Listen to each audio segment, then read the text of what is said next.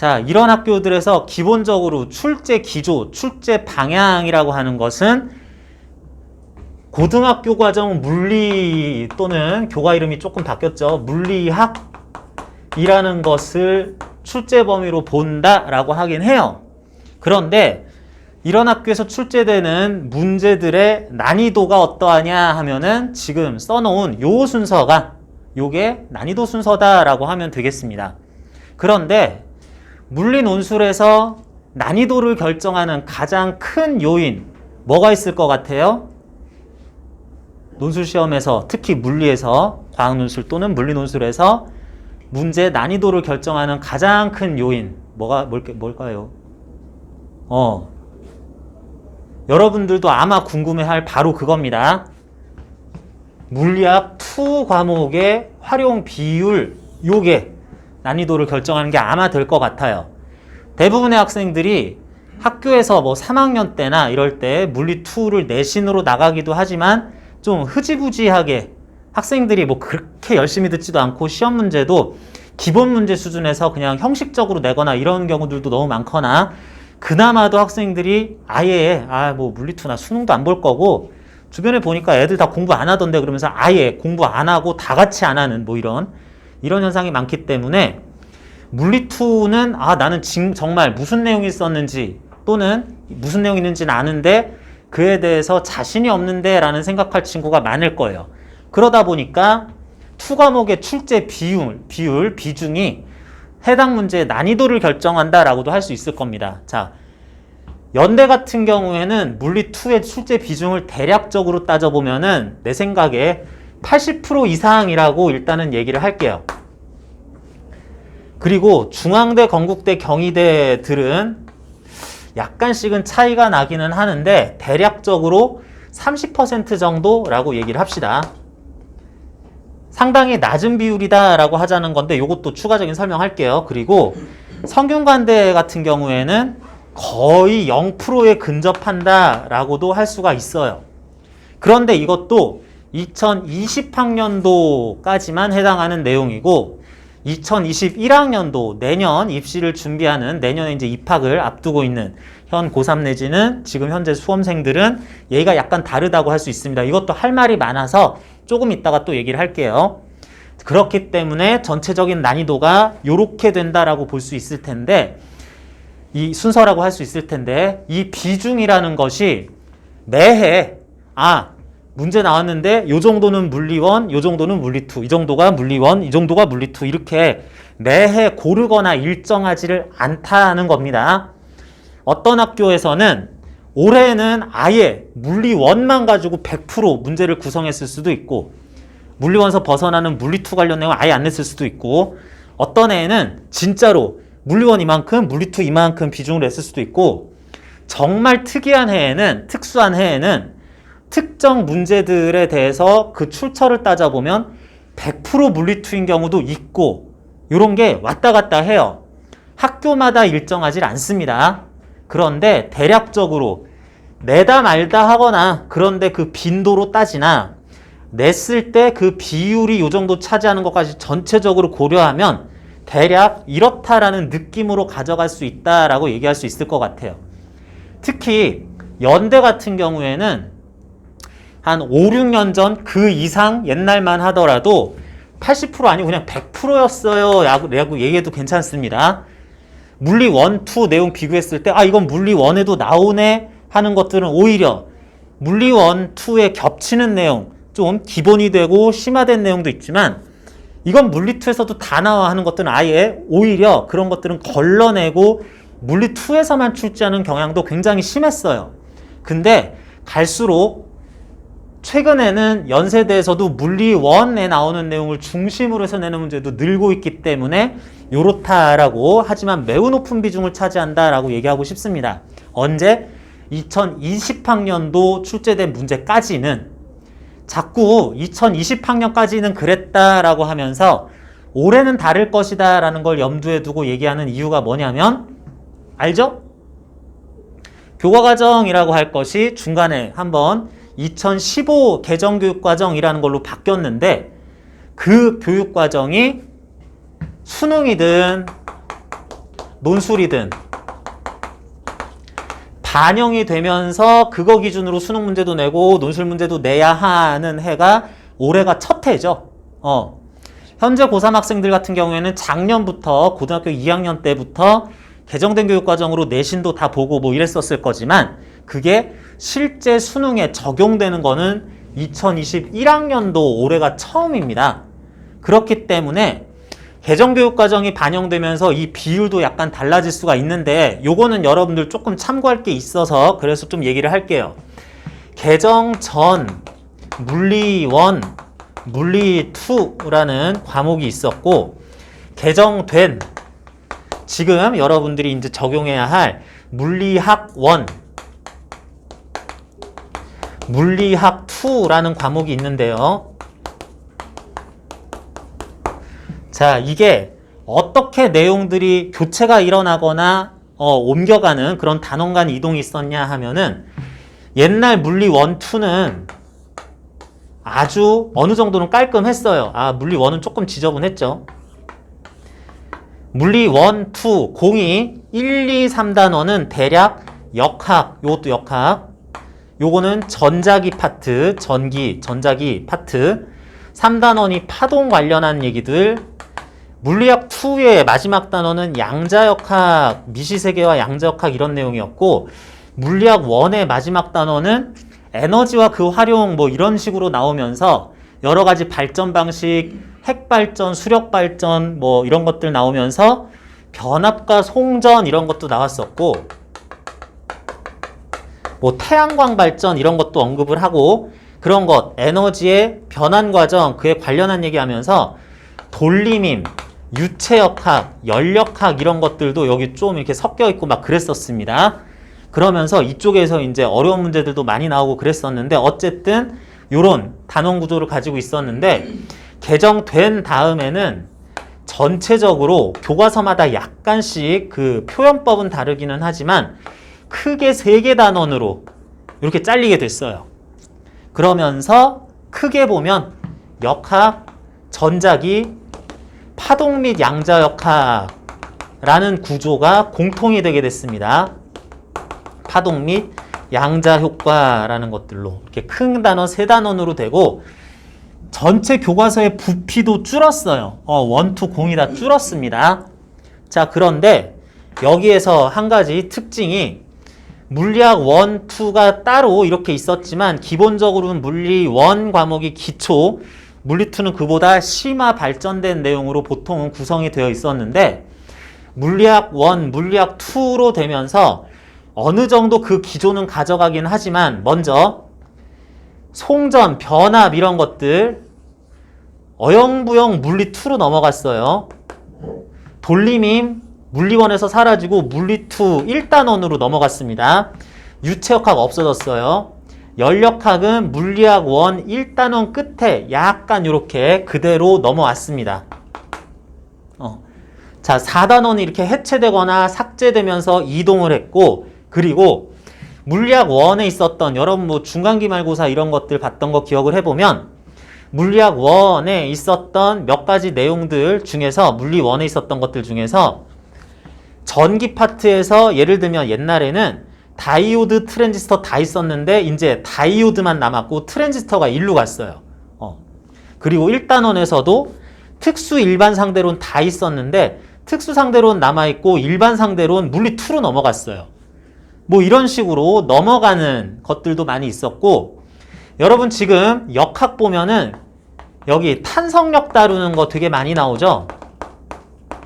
탄성력 다루거나 진자운동의 기본에 해당하는 거 물리학 2, 물리 2에 있었던 게 물리학 1으로 약간 옮겨가면서 축소 이동을 했습니다. 원래는 더 많이 어렵게 나왔었는데 자, 여기 있던 것들이 조금 가기도 했는데 어쨌든 이렇게 물리 1에 있었던 게 물리학 2로도 넘어가긴 했는데 얘한테는 무슨 일이 있었냐?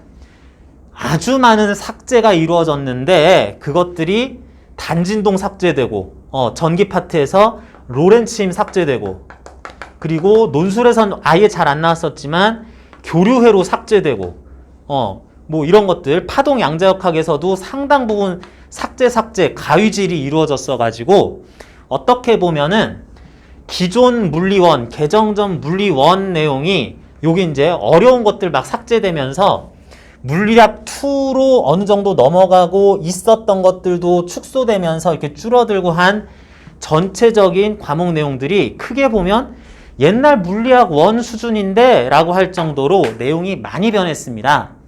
그 중에서도 여기 지원하는 학교 써서 낸 것들 쭉 보니까 우리 반에는 연대 지원하는 학생은 그렇게 많지 않은 것 같아요. 그러는데 연대에서는 맨날 뭐가 나왔냐면 특히 4, 5년 그 이상 옛날 경우에는 연대에서는 맨날 요거 나왔어요. 로렌츠 힘, 그래서 힘 받고 그러면서 자기장 속에서 원운동하거나 포물선 운동도 하거나 다른 힘들에 의한 영향받아서 기타 원운동, 포물선 운동 관련한 역학 문제도 물어보면서 상황 전체적으로 해석하는 종합적이고 복합적인 그래서 어려운 문제들이 나왔는데 그게 싹 사라질 위기에 처했습니다.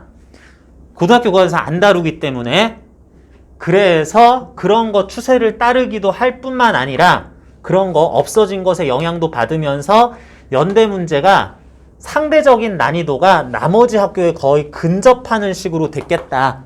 그러면서 이것 빼면 과연 물리2 기준으로 제법 많이 내면서도 문제를 어디서 내겠느냐 그랬을 때 할 거 없네 하면서 물리1에서 따다 쓸 수밖에 없겠다. 이런 생각도 좀 해야 되겠다. 그래서 연대 같은 경우에도 물리2의 비중을 계속 고수하기에는 내용이 너무 없어졌기 때문에 물리학 1을 좀 많이 차용을 해야 되겠다라는 생각을 할 수 있습니다. 그러다 보니 2021학년도에 대비하기 위해서는 모든 학교들이 비슷한 정도로 결국엔 물리1도 축소됐으니까 물리2도 같이 봐야 되고 물리학 2 내에서도 완전히 문제들을 다 내긴 힘들어서 물리학 1도 좀 섞어서 봐야 되는 이런 지경에 이르렀다라고 할 수 있어요.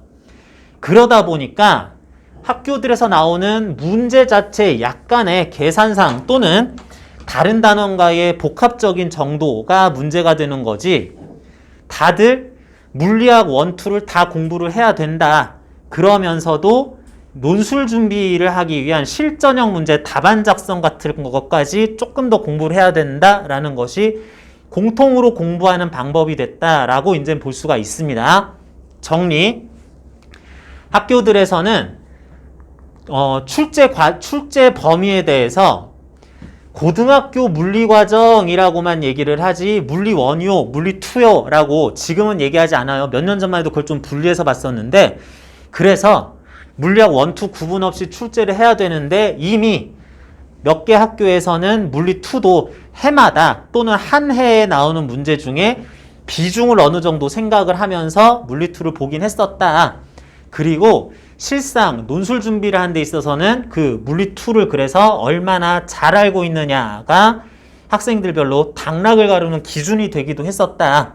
그 다음 그런데 그런 식으로 문제를 내는 게 예전이었고 이제는 이것들이 기존으로 치면 물리 1 수준이 물리학 1, 2로 흩어지는 개정 과정을 거의 겪다 보니까 이제는 옛날 수준에서 거의 비슷하게 냈던 문제들이 졸지에 물리 2인 것처럼 이렇게 되는 경우들도 생기게 됐다. 어쨌든 여러분들은 그래서 논술 준비를 함에 있어서는 물리학 1, 2 과목을 주요 내용은 한번 다 정리를 해볼 필요는 있겠다라는 겁니다. 자, 부담스럽죠? 자, 그렇기는 한데 이렇게 물리 1, 2 모두 준비를 해야 되지만 실제적으로 물리 1이나 물리 2에서 논술 문제로 응용될 수 있는 교과 내용은 한정이 있어요.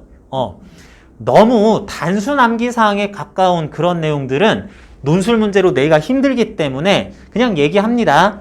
가장 학교들에서 좋아하는 내용은 당연히 역학이에요. 단순 등가속도 직선운동 문제는 성균관대나 건국대에서 가끔 내기도 합니다.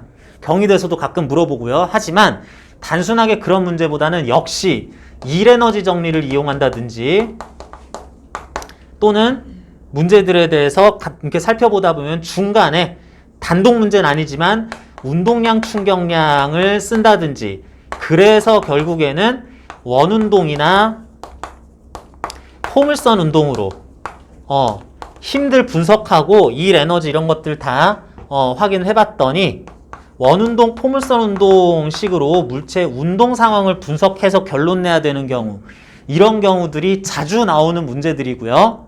그리고 이보다는 비중이 약간 적긴 하지만 전자기 파트, 그런데 여기서도 전기력 얘기하면서 결국은 역학 문제로 넘기는 경우들도 많이 있었고, 아예 이쪽에서만 해결하는 경우에는 약간의 회로 문제라든지 어떤 저항에 전류가 얼마가 흐를 것이고 전력 소모가 얼마일 것이고 이런 거 물어본다든지, 내지는 전자기 유도,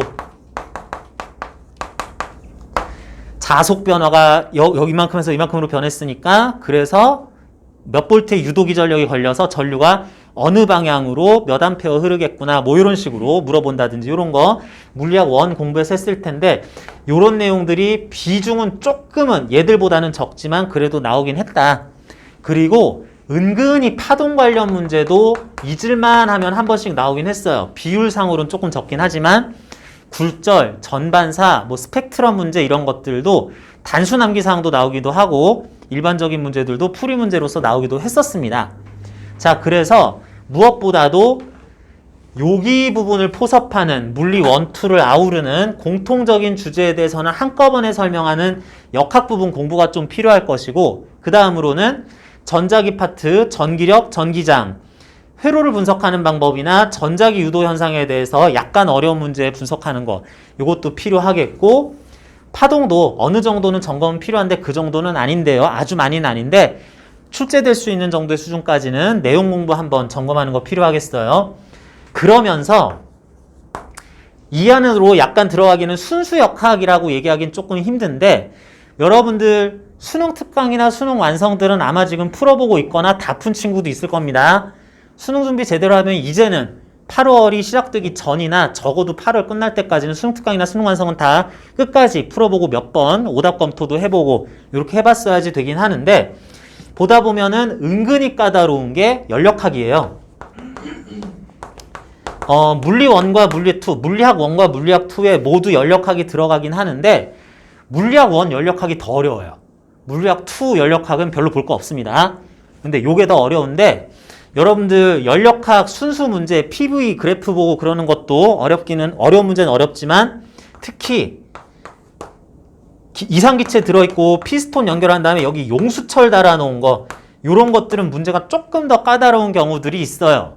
그래서 요런 것들 학생들이 좀 어려워한다는 거 출제자 측에서 알기만 한다면 얼마든지 나올 수도 있고, 그랬을 때 학생들이 분명 여기서도 고전을 할 것 같다. 그래서 연력학도 어느 학교에서든 뭐 나오긴 나올 건데, 주요 출제할 범위 중에서 또 하나로, 단독 범위로 하나 더 넣을 수가 있겠다.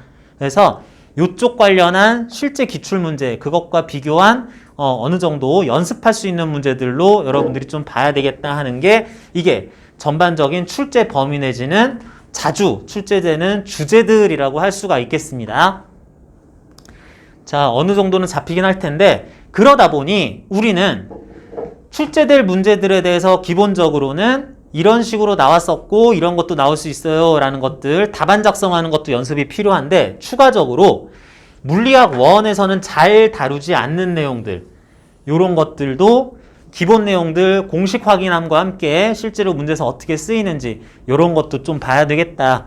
오늘 특히 여러분들 푼 문제 중에서도 맨 앞에 논제 1 연대 기출문제 중에 몇 문제기는 한데 다 넣진 않았는데요.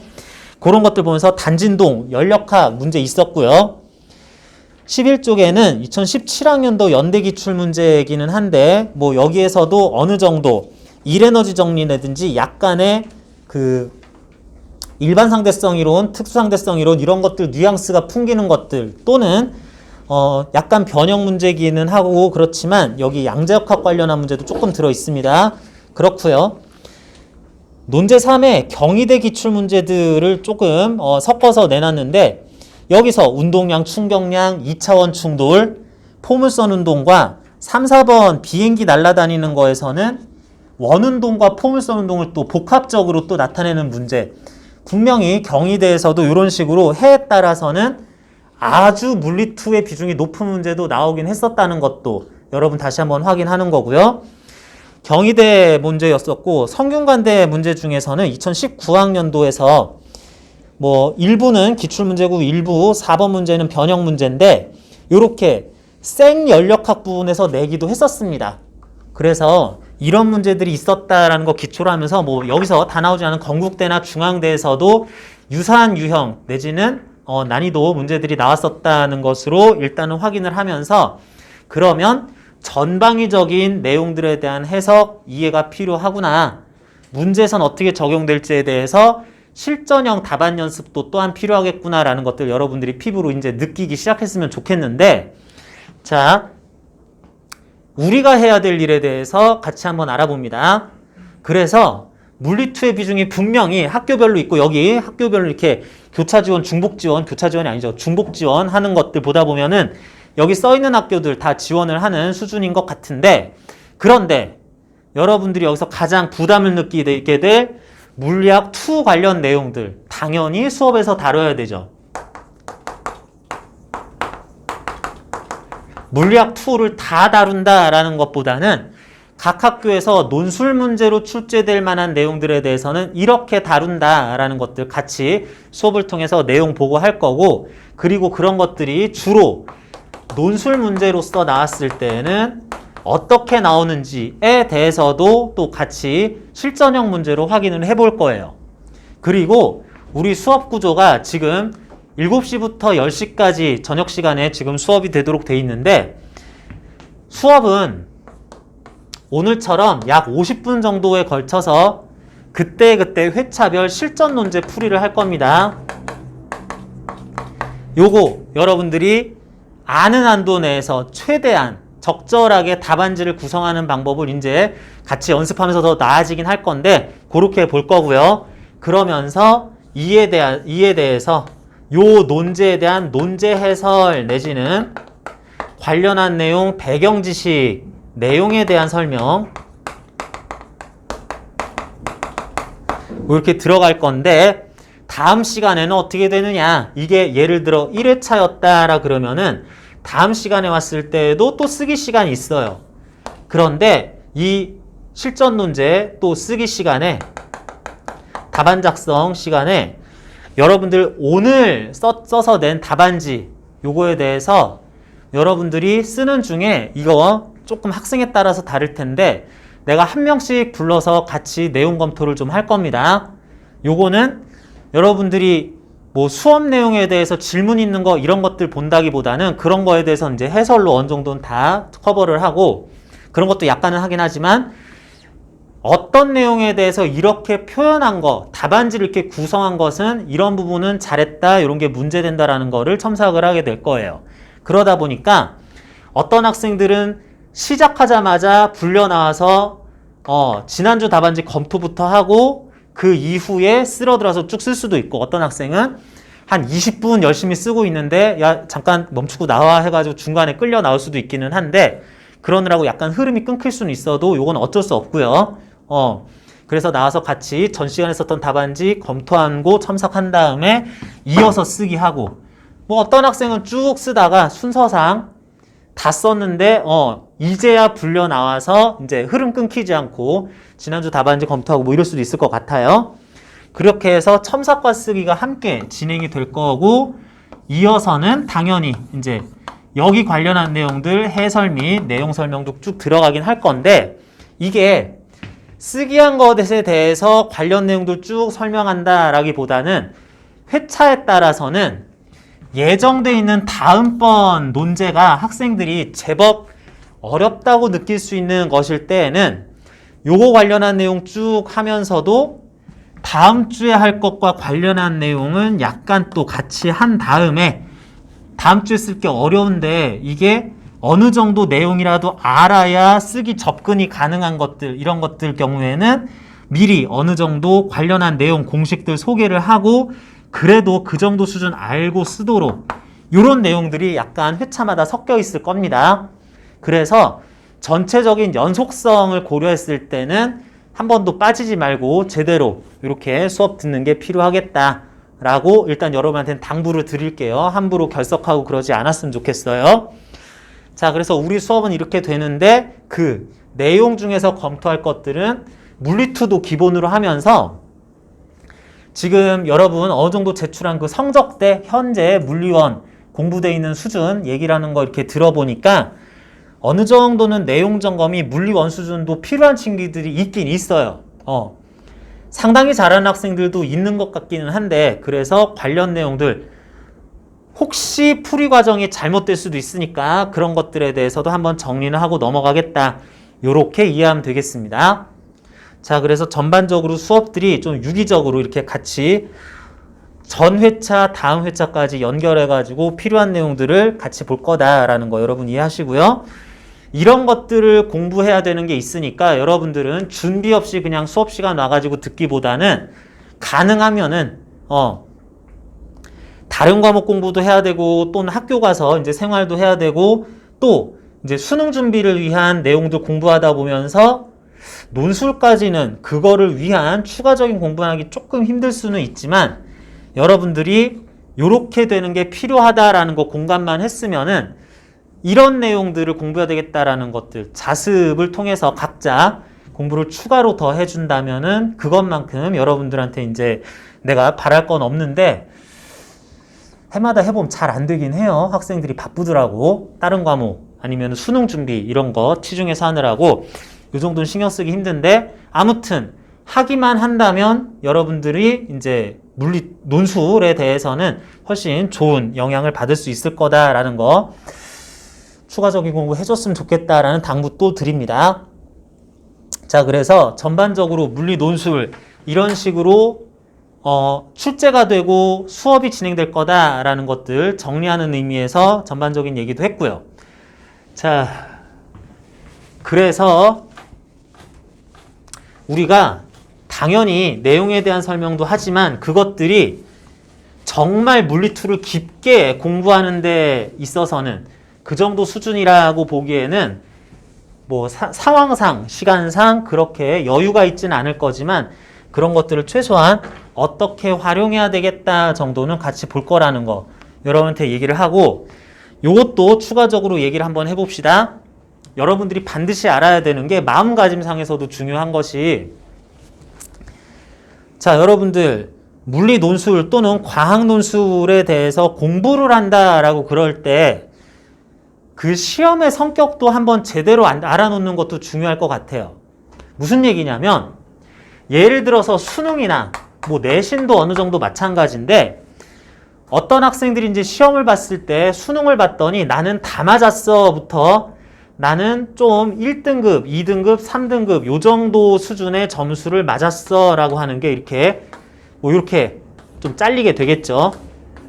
그런데 각자 학생들이 높은 점수를 맞으면 좋은 거고 약간 부족한 점수를 맞는다라고 해서 이게 아무 의미 없진 않아요. 다른 과목은 요 정도, 이 과목은 요 정도 하는 것들을 조합을 해서 이제 총점이 나오게 돼 있으니까 그래서 나 4등급이야, 6등급이야, 2등급이야 이런 것도 의미가 없진 않습니다.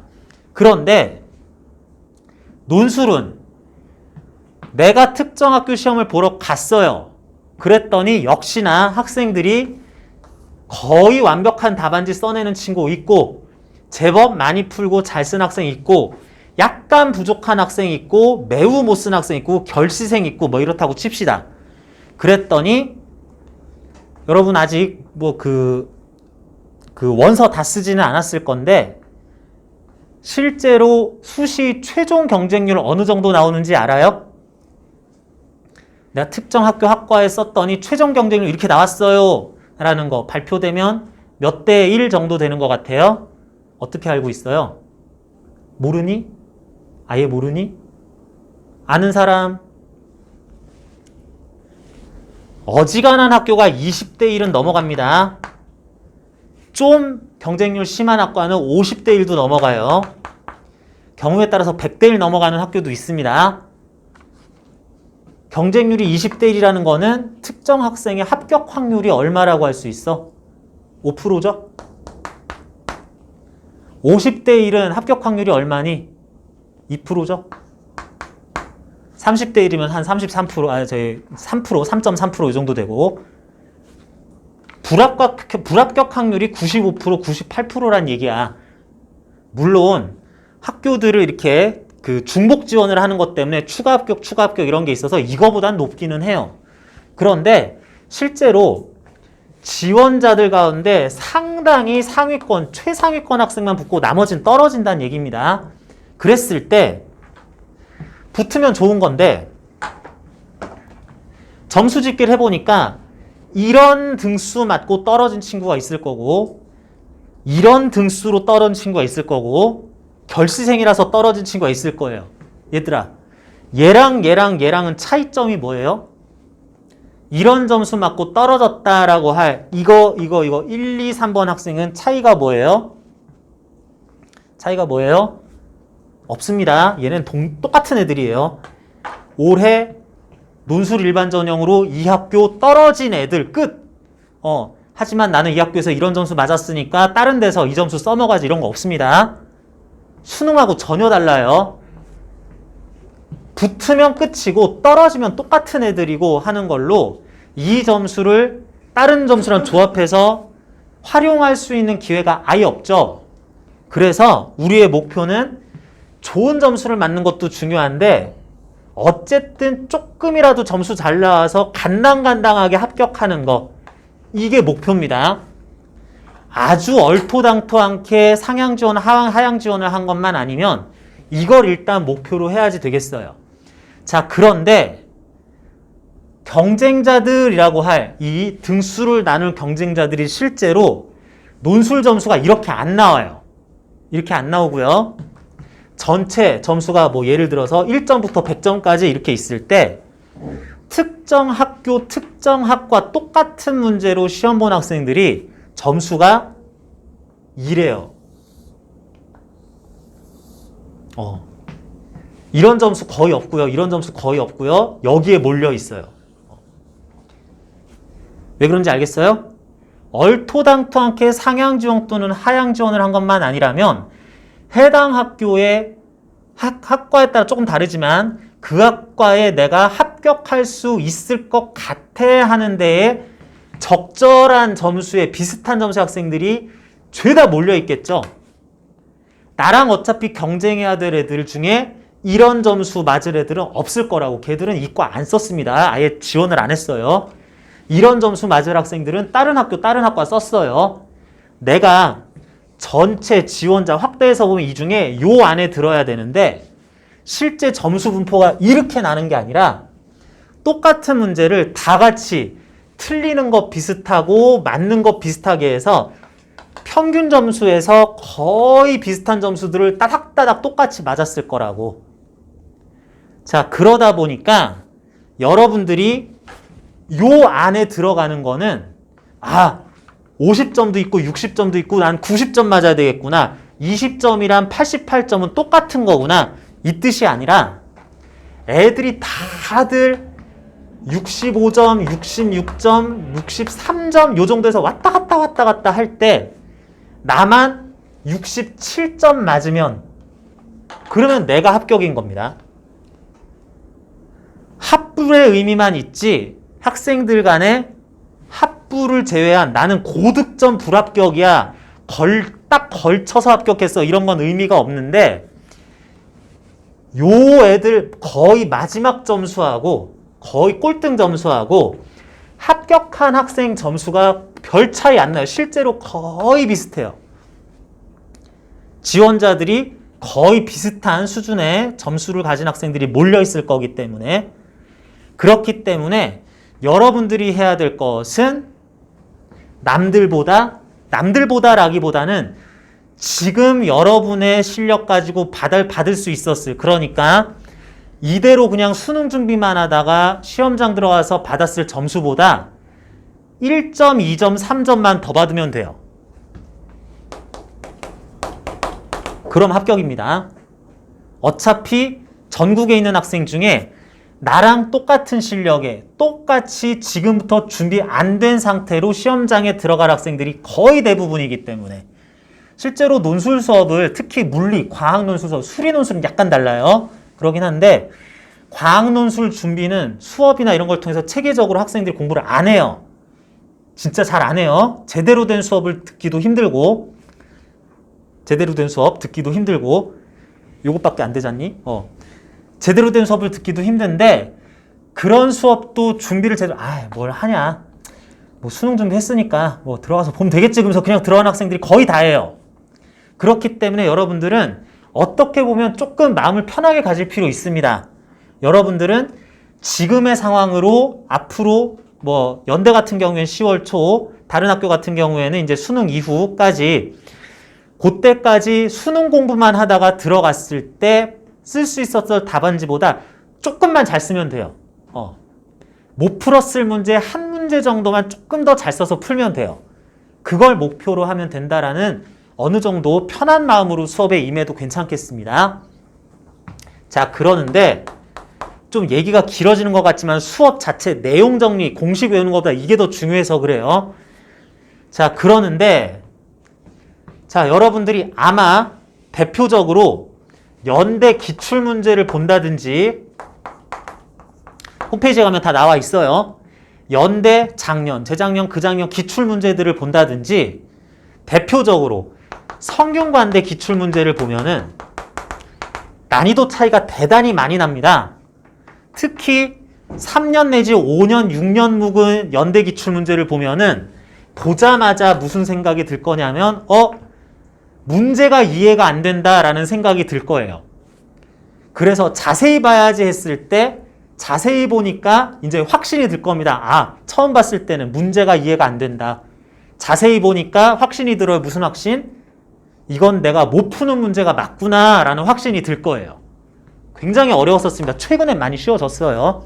그런데 놀랍게도 성균관대에는 꽤 그 점수가 높은 학생들이 지원한 학교임에도 불구하고 성균관대 기출문제는 문제 나왔네. 나 이거 풀 줄 아는데. 그러면서 다 맞을 수 있어요.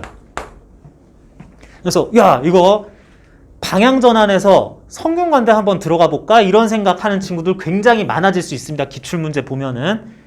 자, 실제로 문제 난이도가 성균관대는 거의 수능 문제 수준인 문제가 나와요. 그리고 연대 문제는 거의 풀기 힘든 문제들 나오고 중앙대 이런 데는 어렵게 나올 때도 있고 쉬운 문제 나올 때도 있어요. 자, 각각의 문제를 그냥 순수 문제 난이도로만 봤을 때에는 이렇게 차이가 나는데 매우 어렵다.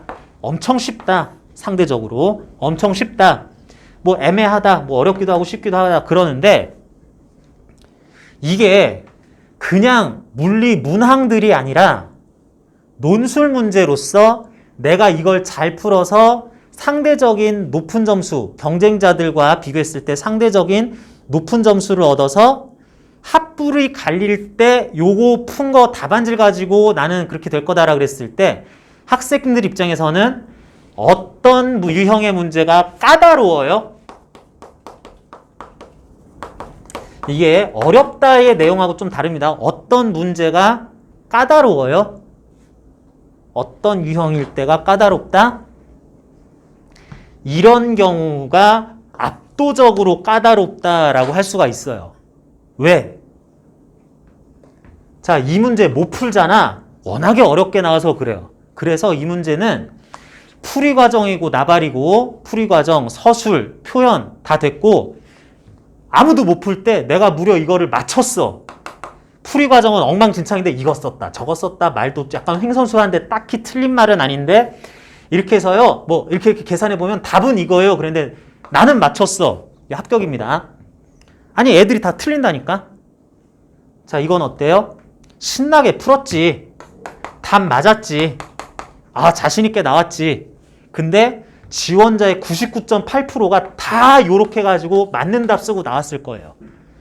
문제가 쉬울수록 그 문제는 나한테만 쉬운 게 아니라 어차피 나랑 똑같은 수준의 학생들이 해당 학과, 해당 학교를 지원을 한다 그랬을 때 내가 쉬웠으면 그래서 순식간에 답을 다 풀었으면은 답을 다 맞힐 수 있는 정도로 풀었으면은 경쟁자들도 당연히 다 맞춰요.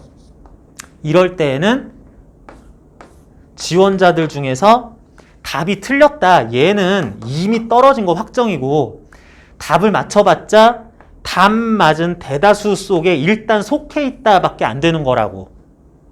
그래서 일부 학생들이 논술은 진짜로 이게 점수가 어떻게 공개가 안 돼. 점수 공개가 안 돼요. 보고 나서 성적표가 나와서 야 너는 전체 이런 점수 중에서 평균 이건데 너는 요 점수 맞았어. 이걸 안 가르쳐 줍니다. 그러면서 아 논술은 불투명해. 논술은 내가 어떤 점수 맞았는지 알 수가 없어. 채점자나 그 출제자가 어떻게 채점했는지 이게 가려져 있기 때문에 불공정한 시험이야 라고 막 헛소문을 내고 다녀요. 왜? 나는 답도 맞았고 그랬는데 떨어졌으니까 수긍이 안 간다라는 거예요. 근데 가만 생각해 보면 너는 답이 맞았는데 그 합격자 상위 5%, 10% 여기 안에 들어야 되는데 95%의 답 맞은 학생 중에 한 명일 따름인 거고 풀이가 개판이거나 딱히 특출난 뭔가 득점 요소가 없이 평범한 답안지를 쓴 여기에 속했으니까 떨어진 거고 얘네들은 어떠한 풀이 과정에 대한 좋은 설명으로 너보다 1점 더 맞아서 합격한 애들이요. 되게 잘난 애들 아닙니다. 애들 다 뭐 76점, 77점 맞을 때 얘 78점 맞고 합격한 애예요. 그래서 논술은 어떻게 해서 합격하는지 알 수 없다. 난 되게 잘 썼는데 떨어졌다. 부조리하다. 불합리하다. 논술이라는 시험의 성격을 모르고 하는 얘기입니다. 그래서 우리는 특히 중앙대, 뭐 성균관대는 아주 그게 심하고요. 뭐 요런 학교들 경우에는 어느 정도 답을 맞힌 학생들은 상당히 많이 확보되기 때문에 그것에 추가 점수를 얻기 위한 서술 방식, 답안지 작성 방법을 연습하는 것이 또한 더욱 중요해지겠다 하겠습니다. 자, 연대는 문제 풀기만 해도 요즘엔 좀 문제 풀고 잘 쓰기도 해야 되는데 그래서 답안지를 쓰기 시간에 실전처럼 제대로 쓰는 것에 추가적으로 첨삭을 통해서 여러분들의 안 좋은 습관, 잘못된 표현 이런 것들, 감점 요소 지우는 거 요런 게 중요하다고 하겠어요. 자, 한마디만 더 할게요. 여러분들 논술에 대해서 이 개념을 잡는 게 굉장히 중요하기 때문에 자, 대입 논술 시험이라는 거는 수시 일반 전형, 논술 전형에서의 논술 시험이라는 거는 해당 학생의 무려 얘가 내년부터 대학생 생활을 할 것이냐, 재수생 생활을 할 것이냐, 우리 학교에 수강을 할 거냐, 재수행 종합반에 수강을 하러 갈 거냐, 요거를 가르는 시험이라고도 할 수 있으니까 어느 정도는 다른 전형이나 뭐 추가 합격도 있지만 할 수 있으니까 굉장히 예민한 시험 중에 하나입니다. 뭐는 안 그렇겠냐마는. 그런데 이걸 답안지를 보고 교수가 채점을 하면서 답안지 이렇게 보니까 아유 잘 쓰네, 답도 많네, 아유 글씨도 이쁘네, 그러면 얘는 한 87점? 이렇게. 얘는 답은 얼추 맞는데 설명이 뭔가 마음에 안 들어. 좀 중간에 건너뛴 것도 많은 것 같아. 답은 맞았으니까 75점? 아유 얘는 답이 틀렸네. 글씨를 못 쓰네. 아 읽기 싫은데. 아씨 23점. 뭐 이렇게 채점하면 큰일 나죠. 그러면 안 되죠. 이렇게 채점이 당연히 안 이루어지고요. 그럼 채점이 어떻게 이루어지느냐? 특정 문제를 푸는 데 있어서 얘는 이제 이 문제는 이런 식으로 풀이가 전개되게 돼 있으므로 그러려면 이런 내용들이 답안지에 현출되어야 돼. 답안지에 쓰여 있어야 돼. 라고 당연히 있어야 되는 것 또는 학생들이 잘못 쓰는 용어나 표현, 개념에 대해서 감점 요소 같은 것들이 채점, 배점 표로 나와 있어요. 자, 정답이 맞았느냐 중요하고요. 풀이 과정에서 이렇다는 조건을 확인했느냐, 그걸 이용하면 이런 법칙이 성립함을 언급을 했는가, 그에 대해서 현재 문제에 적용을 했나, 올바른 계산 과정이나 수식 전개를 잘 했느냐, 식을 잘 세웠느냐, 그래서 이렇다라는 거 잘못된 표현인데 이 감점 요소도 안 썼느냐, 그래서 있으면 3점, 있으면 2점, 있으면 1점, 있으면 5점, 요거 있으면 마이너스 2점, 정답 맞았으면은 뭐 플러스 4점, 뭐 이런 식으로. 이런 내용이 그냥 있냐 없냐를 가지고 굉장히 기계적으로 채점을 합니다. 그러면서 전체적으로 왠지 잘 쓴 것 같아. 얘는 뭔가 이상해 라는 거는 채점을 할 수가 없는 거죠. 주관적인 판단이니까. 그리고 당연히 얘는 글씨를 못 써서 기분이 나빠 이런 건 채점 요소가 아닙니다. 물론 알아보긴 써야 돼요. 이게 뭐라 그런지 해석이 안 되면 채점을 못 하는 건 당연하긴 합니다. 그래서 글씨를 깨끗하게 쓰기도 해야 되는데 요렇게 채점이 이루어져요. 자, 그러다 보니 수많은 학생들이 잘못된 답안지를 이렇게 써요. 아, 문제 나왔어. 그래서 내가 문제 상황 막 이렇게 막 그림도 그리고 뭐도 해가지고 분석을 했어. 그런 다음에 가장 많이 하는 답안지에서의 실수가 뭐냐면 그래서 이런 식이 나왔어. 이걸 전개하면 이렇게 돼. 그래서 요거를 변형을 시켰어. 요거를 인수분해를 했어요. 그러면서 약분도 했어. 오케이. 그랬을 때 이거는 또 요거랑 같아야 돼. 그래서 이항을 했어. 그 다음에 약간 더 정리를 했어. 같은 문자로 묶었어. 정리를 하고 계산을 했어. 아, 자랑스러워. 나의 답안 이러면서 썼어요. 문제가 되는 건 이겁니다. 요거 답안지에다 이만큼 썼죠. 는 지우고 약분하고 인수분해하고 넘겨서 쓰고 어쩌고 저쩌고 해가지고 묶고 난리 나고 뭐 이렇게 했어요.